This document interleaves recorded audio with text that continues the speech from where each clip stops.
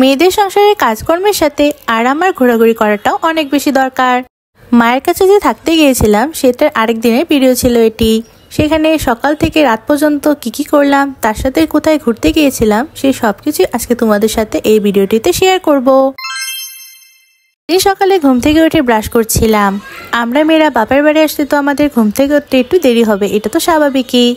তো ঘুম থেকে উঠে ব্রাশ করে নেওয়ার পর এরপর আমার সকালের নাস্তা চলে আসে। মা আমাকে সকালে গরম গরম ধোয়া ওঠা সবজি খিচুড়ি আর ডিম ভাজি দিয়ে নাস্তা দিয়ে দিয়েছিল। শীতের সকালে গরম গরম ধোয়া ওঠা সবজি খিচুড়ি আর ডিম ভাজি খাওয়ার মজাই আলাদা। তবে কিন্তু সেদিন শীতের পরিমাণ তেমন একটা বেশি ছিল না, বাইরে অনেক বেশি পরিমাণে রোদ উঠেছিল। দুপুরে স্নানটা সেরে নিয়েছিলাম। দুপুরে বসে বসে একটু পেয়ারা খাচ্ছিলাম আর টিভি দেখছিলাম।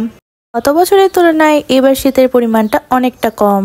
গত বছর যখন পরশুরাতিতে মায়ের বাসায় এসেছিলাম তখন শীতটা অনেক বেশি পরিমাণে ছিল। এইবার শীত একেবারে সেই তুলনায় নেই বললেই চলে।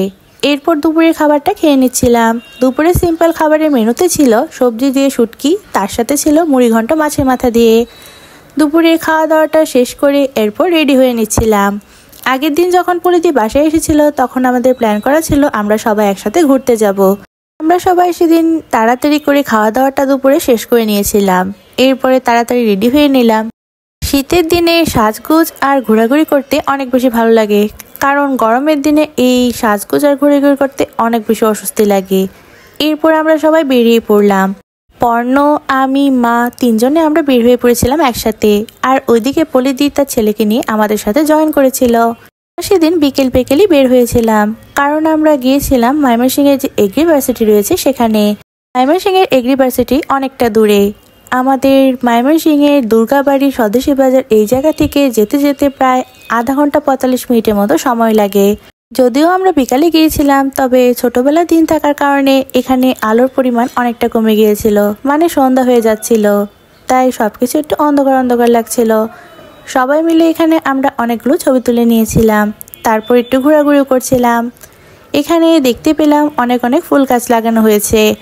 আসলে এগ্রিভার্সিটির এই জায়গাটাতে ফুল গাছ লাগানো হয়, আর পহেলা ফাল্গুনের আগে আগে ফুল গাছে একদম ভরে যায় সবকিছু।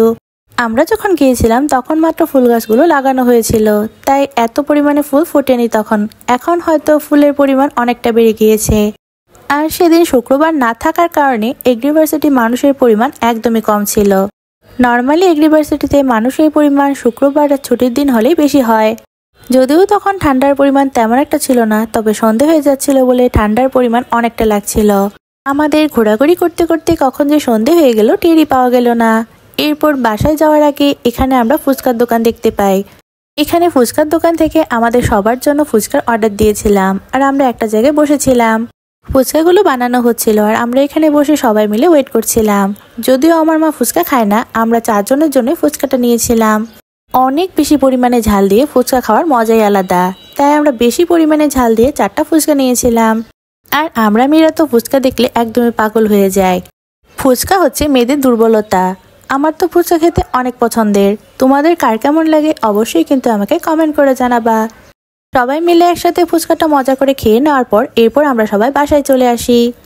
আমার আজকের ভিডিওটি আমি এখানেই শেষ করছি। ভিডিওটি যদি ভালো লাগে অবশ্যই কিন্তু একটা লাইক করে দিবা সবাই। আজকে এই পর্যন্তই। টাটা সবাইকে।